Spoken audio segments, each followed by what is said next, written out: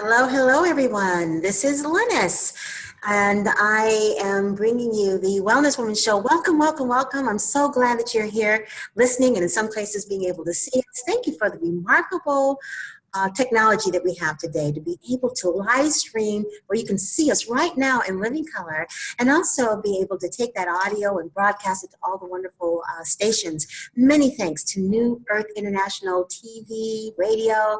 You can find out more about all the fantastic shows that we cover on this network by going to New Earth International TV. Just Google New Earth International Radio or New Earth International TV and you will find TV, and you will find all of the shows.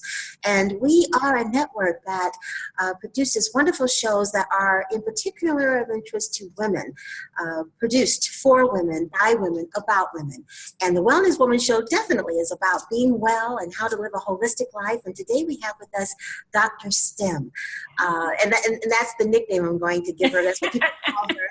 He has a beautiful and illustrious name, but as is tradition with me when it comes to talking about my guests, I always say that the guest are the experts when it comes to themselves. So I'm going to ask her to tell you a little bit about herself. But before we do that, I want you to know that she truly is a Renaissance woman. She is a native of Zimbabwe and is gifted in many areas. She's a certified speaker. She's a trained psychotherapist. She specializes in helping people to stay motivated while they go through transitions and inspire them to still keep pushing. And I can tell you with the conversations that I've had with her, that is exactly what she does. And welcome to being here on Wellness Woman, Dr. Stem. It's wonderful to have you. And give us your full name because I didn't want to destroy it. Thank you. Thank you so much. You know what? Everybody does that. She say, can you say your name? It's pronounced Sithembile Mahlatini. Sithembile Mahlatini. Yes, Sithembile Mahlatini, and it means hope. Okay. Yeah. Wow. That's a great name for what you do. Exactly. So tell us about your background and what motivated you to want to help people with this particular area when it comes to being motivated and dealing with transition. You know, it's so funny because then I grew up wanting to be a lawyer and I wanted to be a doctor, like a real doctor. As they say, medical doctor are the real doctors. So I ended up being a doctor, but I'm a psychotherapist. And the way that I ended up doing that is I was working as a nurse's aide in a nursing home. And what happened was there was a patient that came in, you know, with, it was a grandmother that was coming in with her daughter pushing her in the nursing home. And when they came in, I did what comes natural to me as a nurse's aide. As a person, I went in to help. The daughter was crying, mom was crying, I don't want to be here. And I went and helped out and helped them transition and took care of mom. Even when I wasn't assigned to her, I would go in a room to make sure, because I was the first face that she saw. Yes. And I promised the daughter that I would make her comfortable. And, you know, during the time that I was taking care of her and just checking in on her, she said to me one day, you know, people had been calling me STEM for short, STEM. She says, STEM, what are you doing in school? And I said, oh, I'm doing computer science. And she says, no, you're not a computer science person. I said, what am I? She said, you are a social worker. And the first thing I did was, no, I don't want to be a social worker. She said, why? You do that so natural. And I said, because social workers in my country, they tell people not to have too many kids. They give people birth control and they go knocking door to door. And I'm not going to do that. That's not, you know, my forte. She says, no, honey, here they actually get licensed and they can talk to people and they can help people transition the way that you help me. I said, oh, you mean there's another position? Just, I was doing my work. She says, no, honey, go to school and ask them about social work and then see if you can do that as a profession. And that's how I ended up doing a master's in social work. And then I have a doctorate in educational psychology. That's wonderful. I understand the whole concept of social workers. My father was a social worker. My sister is. Wow. In fact, my father used to be director for the Department of Social Services for the state of California. So I know exactly what it is that you do. And it's such a fundamentally important position and also an important genre of our society to have. Individuals who really have the knowledge to help us through everyday situations that sometimes make us feel like we're the only ones going through them. Right before we came on air, we were talking about, you know, how crazy things have been. And sometimes you really do feel like you're the only one. But the reality is that we all go through things. You're and right. maybe one of the reasons why we have that idea that it's just us going through it is that we have a tendency to isolate when we're going through things and not to share with others what's happening with us. Yeah, right. I wanted to talk in particular about what we're going through right now. And no matter who, when you might be listening to this broadcast or viewing this broadcast, this happens to be happening in January of 2017, the day before the inauguration. Our country is getting ready to go through some transition. Some people are excited about it. There's a lot that aren't. I think we all know if you've been, if you're flying the wall somewhere in the United States and in other countries, you know that there are some people who aren't too happy about what's going on. So for those people in particular who aren't happy, who are feeling traumatized about the election results, what kinds of things can they be doing to kind of move forward with some modicum of optimism and hope? You're right. The one thing that I have to emphasize is as women, we go through transition like no other human being on this earth, because we go through a lot of things in our lives that are, that change, whether it's getting married, having children, getting divorced, getting separated, getting a job, being fired from a job, being looked over for a promotion. All those are transitions that people have a difficulty sometimes going through. So what we're going through tomorrow, which is the 20th, is another phase of life that we have to face. The reality of it is what it is, and there's nothing that we can do for tomorrow not to happen. It's going to happen. So the first thing that we have to do is to accept that it has happened. Because then the one thing that I think is worrying people is, for the next 4 years, what is my life going to be like? Well, let me tell you something. Life is going to change as a whole in general, with everything that is going to be shifted and changed.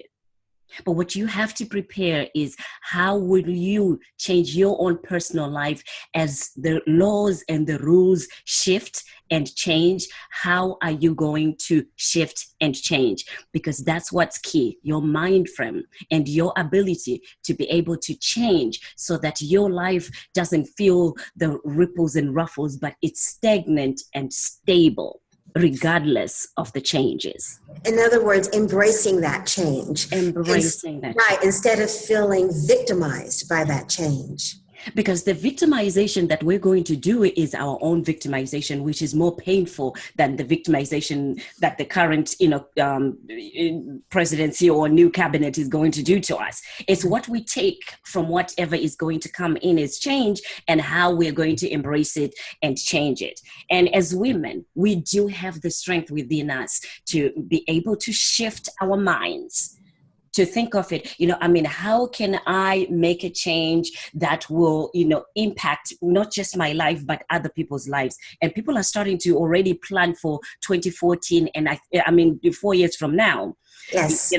So, and that will give us more energy in trying to strategize and plan for the next, 4 years on how those elections will change, the outcome. But it's interesting. I look personally as the results of the election as a real wake-up call. Yeah. And what I've been encouraging my friends and family, and especially my daughters, because I have 4 daughters, if you don't like the results of the election, the one thing that you can do about it is to begin to get involved. Instead of moving into your shell and isolating. And I think we all went through a period of that. I went through a period of not watching. I was watching television forwards and backwards, the news stations and all that, for the last month leading up to the election.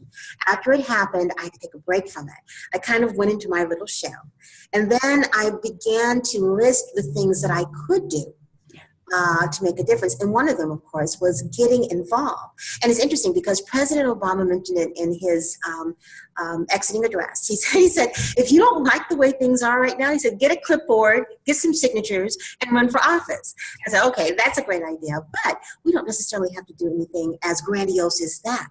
Yeah. There are things that you can feel empowered. And I think beginning to get involved in your community, your church, or whatever it is a form of empowerment. And to encourage, especially those young people that are now eligible to vote. Most of them didn't even go to the polls. They didn't go, but they made a difference in President Obama's, office, to bring him into office for the 8 years that he was in office. And this time I didn't hear a lot of us going into the schools and the young ones in the church and talking to them and encouraging them to go to the polls and educating them. But this time here is the time to strategize and put them in place where we start to educate them about how important their vote counts. Yes, yes, absolutely. Now, there's something else that you talked about, because you sent me this wonderful information in terms of things that we can do to begin to feel more engaged and to kind of move us forward out of that slump. Some people call it the Trump slump. I don't want to give it. I haven't heard that one. Yeah, the Trump slump. I don't want to give it that much power. I don't want to call it the Trump slump. Let's just call it a slump, okay? A slump, okay. So what can we do to get out of this feeling of gosh, oh, woe is me. This is going to be horrible. It's not going to get any better. What can we do to move out of that slump? You mean like taking care of yourself? Yes. Yeah. I mean, self-care, on its own is probably, like I said, the mind first would be the first thing that we need to do to shift, the way that we think. But, also in a place where we cannot just focus on the negativity of this, administration that's coming on. There are going to be some positive things that will come out of it. And what are we anticipating? Because usually we get what we think about and talk about all the time. That's what comes right back to us because of the mind. So if we focus on the good things that, I was talking to, I'm also a motivational speaker, as you said at the beginning. And I was, talking to in a high school last week. And I said, listen, let me tell you what I've learned about this new presidency. I've learned about confidence. I mean, it shocked him at first because as I was watching how this whole thing rolled out, there came a time where he actually said, this thing is really going to happen. I'm really going to be president. And became more and more confident, even though he wasn't that confident. So how confident are you that things can change in 4 years?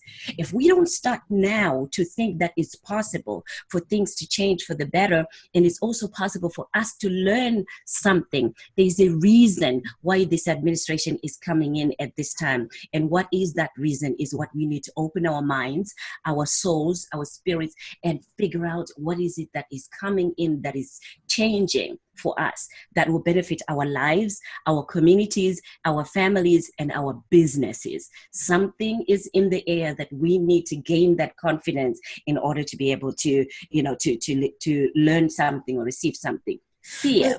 Yes. Was another thing, to be fearless as well. Yeah, to be fearless. I love that you brought a couple of things that I wanted to emphasize. The first thing is that, changing our mindset and and thinking about what we think about. What we ponder on, what constantly goes through our mind truly will come to pass. Yes. So why not take this as an opportunity to find the silver lining in this and focus on that? But let's talk a little bit about fear, because that's something that I am very unfortunately familiar with. Fear has been the basis of my anxiety disorder. And as I had shared with you, I had a relapse in the anxiety, and I'm coming back now. And it was mostly rooted in fear. Fear of the outcome, fear of, not being able to control the outcome, which is, of course, the wrong way to think. It's not really all about controlling the outcome. Many times we just have to put ourselves out there and then move on to the next thing. So how can we work on not letting our fear cripple us from being able to move forward? The one thing that we have to do is, a lot of people we're talking about, because we had Hillary Clinton as our candidate, so people didn't want a female in there, and this is why it was people even call discrimination out. But we need fair is fair. We didn't play our role. We didn't do as much to go out there and support our candidate. So if fear is part of that, of being realistic with what's out there to overcome our fears. So what happened was, in order for us to not move on with a fear, is what was I going to say? To recognize it first. that we are fearful and we are afraid, and to recognize that the thing that we are afraid of is what we need to get beyond in order to get us to where we want to go. Yes. Are we afraid to vote? Are we afraid to put a candidate that is a woman in there? How confident are we? See, I'm a Christian woman, so part of it is of the way that I work with my fear is I have to depend on the Lord, and knowing that things will happen in my life that the good Lord has already put in place, and he knows the plans that he has for me. How confident were we? Did we have the faith of a mustard seed and confidence of a mustard seed that things were going to work out for us? I don't think we did. Mm-hmm, mm-hmm. And I also think that a lot of us kind of got complacent during those 8 years. In fact, I'm like, God, I wish I could replay it again, because there's so many things I realized that I missed because I had gotten, we have now a generation almost of people who didn't even know what it was like not to have an African-American president. Yeah. This is not in their reality, because ever since they were born, he was president. And that's been implanted in their mind, which is a good thing, because moving forward as they grow, the idea of voting for another person of color isn't going to be so abhorrent, because they grew up with one. But aside from all of that, the mind is so powerful. And I find that I want to say to those who are operating dealing with fear of the future, fear of, losing benefits or programs that you've been involved in, whatever. Sometimes the best way to deal with fear is just like the best way to deal with change. Go ahead and embrace it, lean into it, and write down what's the worst thing that can happen. And then once you've addressed what the worst thing that can happen, you go from there. Okay, it's out, this is the worst thing that can happen. And guess what? The worst thing that can happen, you will survive it, because you'll figure out our need to survive is stronger in many cases than our need to fail. And so I think that's very powerful. I'm sorry, go ahead, Dr. No, I was going to say, with the benefits that you just mentioned, what happens is usually too, when those benefits shift and you lose some benefits, somewhere, somehow, everything will be shifted as well to match these new benefits that you have, so that everything still, serves to the better, for your betterment.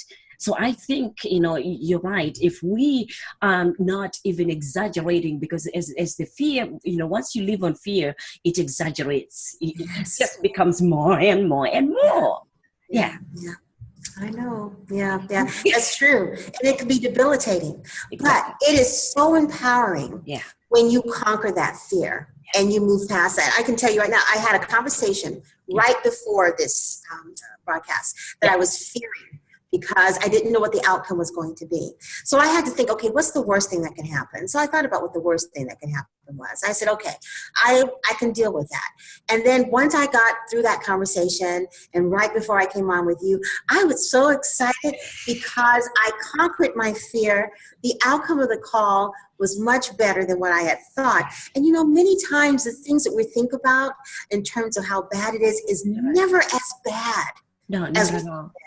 And I want to take something from Obama's playbook. He's got so many, but one of the things he talks about is that his undying hope, or as one of his first books was, his audacity to hope, that no matter how bad it seems, it can always get better. We don't want to let our fear be the cause of why we lose our hope. You're right. What I did was when I was going through, now I'm more confident than, I surprise myself every time, because then what I did to work through my fear is I wrote a book. It's time to shift from fear to faith. When you read that book, you can tell, that I was having my own struggles, and I thought, how can I be so afraid to do things that other people are doing?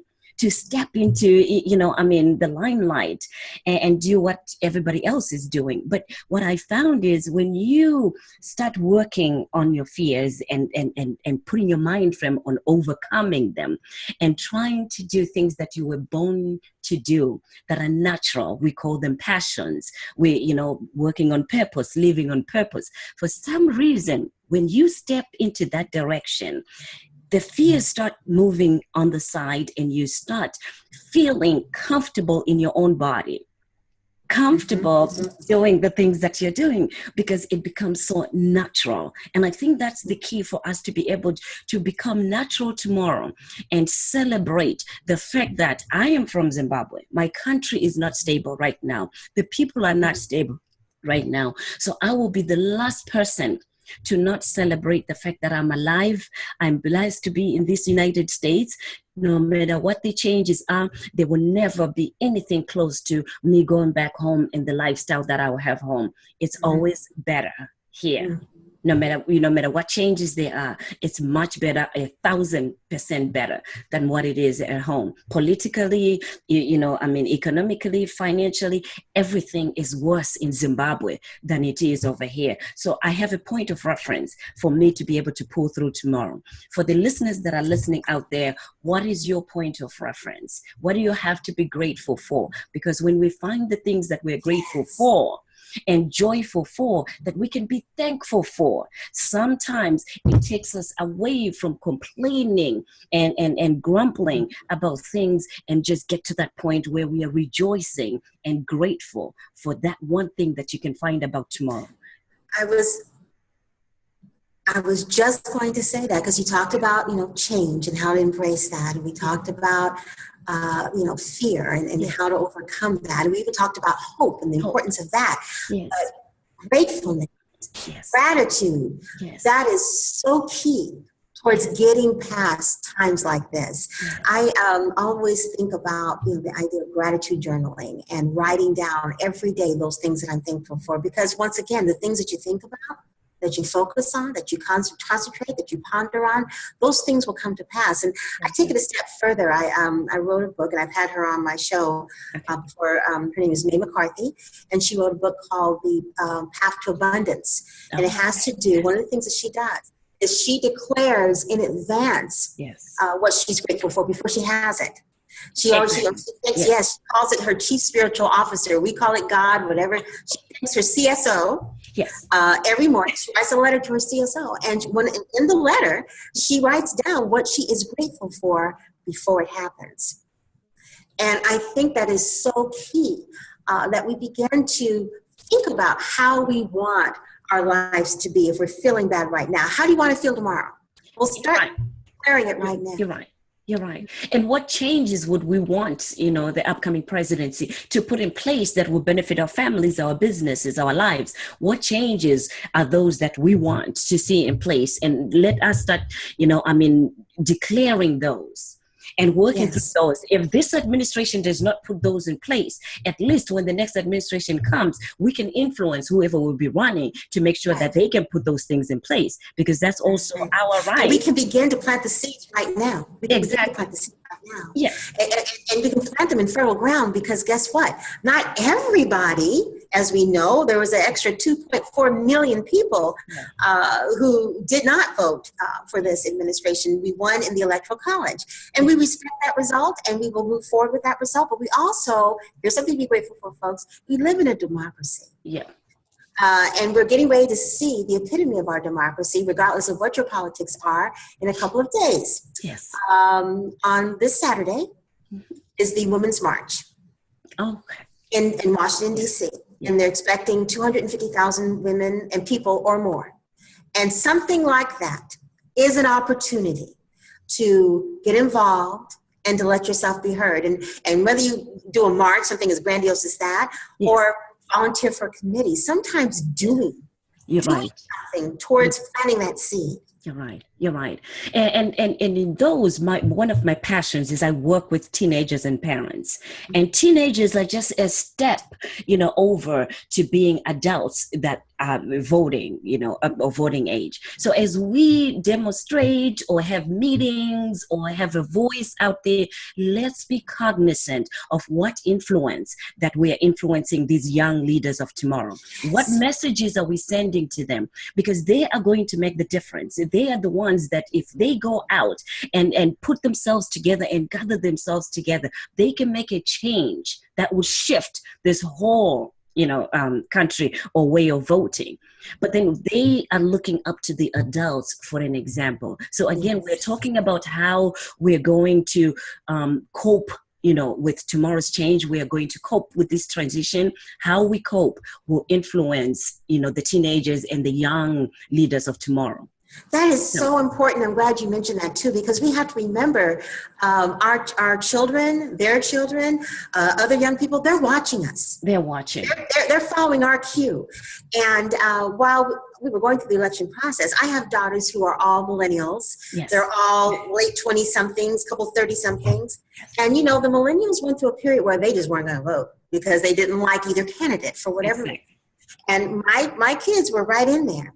And I kept talking to them and modeling to them about the importance of that vote, about how that vote was earned in the first place, as African Americans, what we went through to get that vote, as women, what we went through to get that vote, and how important it is that they exercise that vote and not always deal in absolutes, because, life is not an absolute. Mm-hmm. And, so they did that. And of course, the result wasn't what they wanted, and they were upset and everything else. And so I encouraged them to follow the process as we get ready for this transition. And one of the things that I think has been so wonderful about this transition, and for those of you who haven't had a chance to see it, go back to YouTube and take a look at the speeches and activities that have been leading up to this, that the Obamas have done as a healing mechanism for those who have felt so disenfranchised. And his very last speech that we talked about a little bit earlier, I asked my daughters to watch it, and we watched it. And my daughter wrote something so beautiful afterwards. I said, girl, she walked the old block. But she was talking about how motivated she was. Yeah. And how she was ready to do what was necessary in her community to make a difference. So it can kind of soften maybe whatever's going on or might later happen. But I thought, yes. And I thought to myself, if I had really allowed them to see how I was feeling, which was a hot mess. I know, right? But I knew that it was important for me to model to my children and their friends that we still have hope, that there's still tools and things that we can do to make a difference. Because after all, this is our life. This is just a moment in time. It is not the totality of your life. Yeah. But plus then we also have to remember that, he is an elected president who will be up there, but everything that's going to happen in our communities, in our homes, in our businesses, is up to each of us as individuals. That's how we can help, the administration. So for us to complain about who's been put in leadership, it's almost like, when we were in high school or in college and some people are selected as the leaders in the school leadership. And then we all get mad because, why would they put Mary? Or why would they put John? But then guess what? John cannot, he's just representing the school board. But otherwise, we are the people that will influence, how he will lead. Yes. So as we are doing this, so as we are thinking about it, not supporting him so that he can do his job well, is not also going to help us. So we have to be cognizant of that as well. Yeah, I like that. In fact, as a friend of mine said, you don't want to feel disempowered during this time. You want to feel empowered. Yes. And we can choose how we can empower ourselves and how we can make an influence and how we can make ourselves seen individually. This show here that you're doing, this is powerful because you can continue bringing positive people that will encourage, empower, motivate, inspire women so that we cannot be, because we can be bitter. We're just like, we can really be bitter. So somebody has to come back and say, tone down.